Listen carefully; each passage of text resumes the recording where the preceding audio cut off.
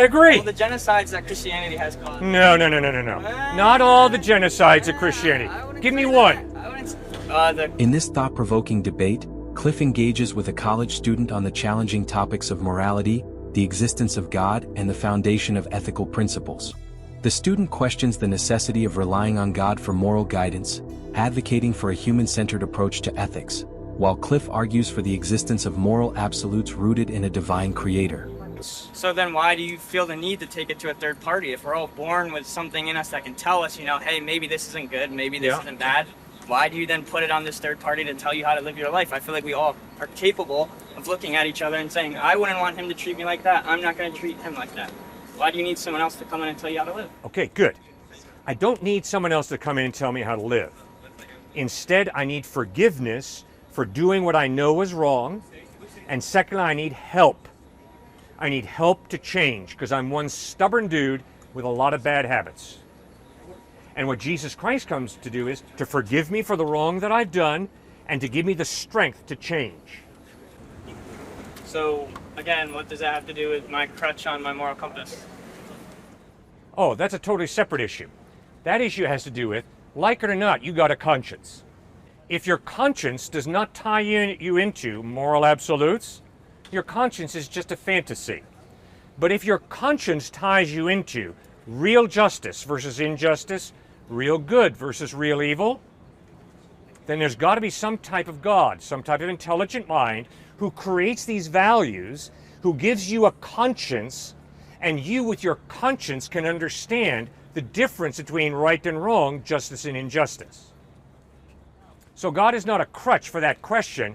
Rather, God is the best rational explanation for why you have a conscience that convicts you. The abuse of an innocent child is not relatively wrong. It's absolutely wrong. It seems that you almost answered my question naturally when you said that death would be my crutch. I mean, yeah, that's... No, death is not your crutch. But that's what you just said. No, it is not. You're not listening, sir. No, you're not. I said death forces you to find a crutch. That's what I said, sir.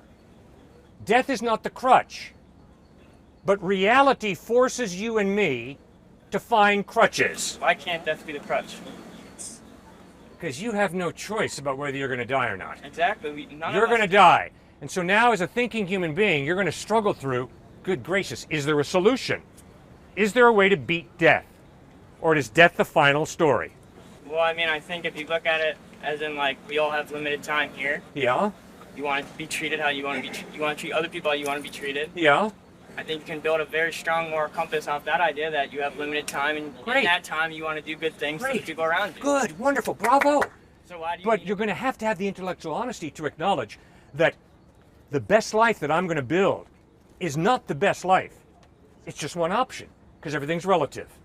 So please don't tell me that it's best to respect people. Don't tell me it's best to forgive. Don't tell me it's best to feed the hungry.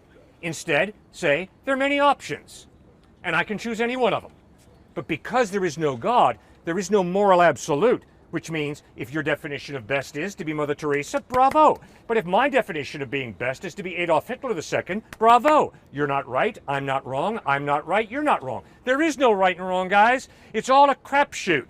Life is meaningless. Why? Because your birth is an accident, your death is an accident. So obviously, guys, the only thing that lies between those two accidents is you, me.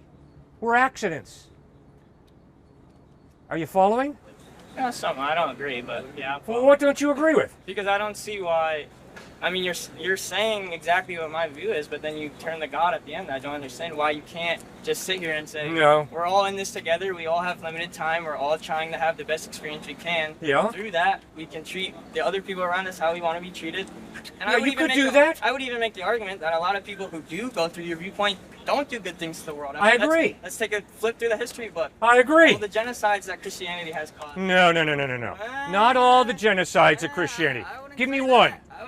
The colonists coming over, the colonists coming over with Manifest Destination, all the people who lived here before them, they told them that... You think all the colonists were committed to Christ and that's why they wiped out Native Americans? What is Manifest Destiny? Manifest Destiny has nothing to do with the Bible. Manifest Destiny has a lot to do with Western civilization. Just in case you haven't figured it out, Western civilization is not following Jesus Christ.